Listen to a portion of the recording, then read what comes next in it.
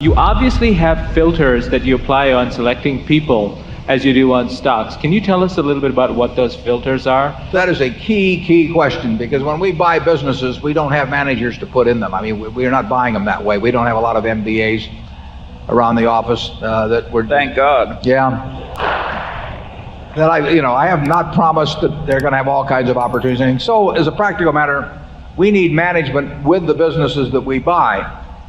And 3 times out of 4 or thereabouts, the manager is the owner and is receiving tens of millions, maybe hundreds of millions of dollars. So they don't have to work. And we have to decide in that time when we meet them whether they love the business or love money. And we're not making a moral judgment. Charlie may, but I'm not making a moral judgment about whether it's better to love the business or love money, but it's very important for me to know which of the two is the primary motivator with them. And we have had extremely good luck in identifying people who love their business. So all we have to do is avoid anything that, on our part, that diminishes that love of the business or makes other conditions so intolerable that they overcome that love of the business. And we have a number of people working for us that have no financial need to work at all, and they probably outwork 95% or more of the people in the world, and they do it because they love smacking the ball. And we virtually had no mistakes in that respect. And we have identified a number of people, Charlie and I have, in terms of proposals to us, where we felt that they liked the money better than the business. They were kind of tired of the business, and they might promise us that they would continue on and they would do it in good faith, but something would happen 6 months later or a year later, and they'd say to themselves, why am I doing this for Berkshire Hathaway when I could be doing whatever else they want to do?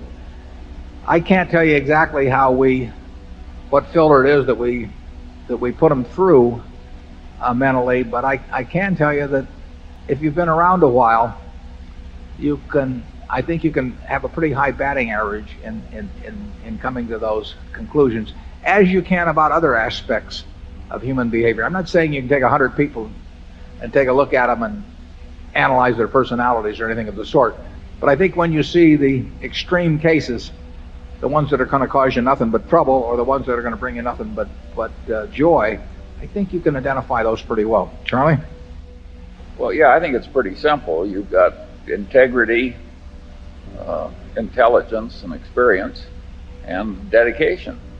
And that's what human enterprises need to run well. And we've been very lucky in getting this marvelous group of associates to work with all these years. But we filter out a lot of people. And then they say, how do you filter them out? I would say, and I think Charlie will agree with this, people give themselves away fairly often, and maybe it does help to have been around as long as we have, in seeing the various ways they give themselves away.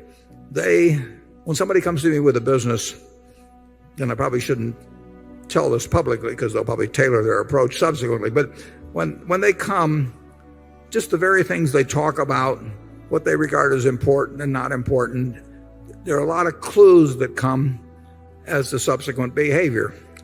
And like I say, we've really had a batting average I wouldn't have thought we would have had in the people that we've joined with, but it hasn't been 100%. It's been well above 90. And I get asked that, how do you make those judgments? And I don't know, Charlie, can you articulate the way we do it? Well, partly we're deeply suspicious when the proposition is too good to be true.